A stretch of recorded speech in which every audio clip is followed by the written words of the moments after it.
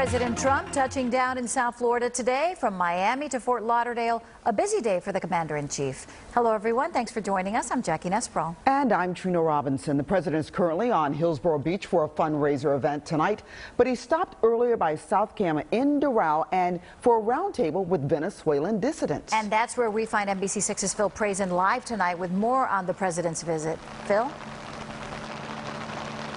Well, the strategy for Republicans and for President Trump to win the state of Florida in 2020 is to make it close in these big urban counties like Miami-Dade and Broward, and then get pushed across the finish line with rural voters elsewhere in the state of Florida. And so the exile community here in Miami-Dade County is very important for that strategy to work.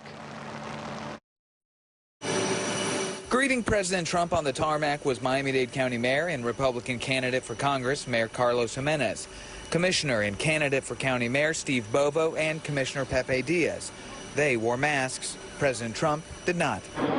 The motorcade made it to Jesus Worship Center in Doral, where the president heard from people like Ernesto Ackerman, who wants a more combative approach with the Venezuelan president, Nicolas Maduro. I think the president, with his leadership, should build up a very strong force in the region against Maduro.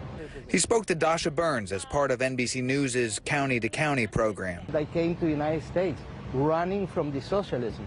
That's why I'm very concerned that it could happen again here.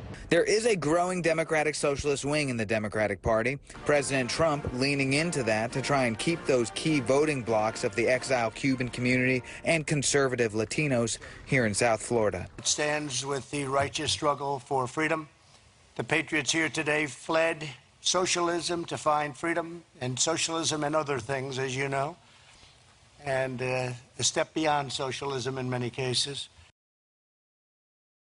And it's going to be interesting to see what the turnout on that message looks like. While South Florida still has a large voting bloc of conservatives, the next generation, people from Venezuela, Puerto Rico, other Central American countries, there's more discussion that they are more democratic than maybe their parents were. And so 2020 is going to be a key election to find out politics in South Florida. And as for the ever-present coronavirus pandemic, President Trump largely stayed away from that topic here today in Doral. Phil Prazan, NBC6 News.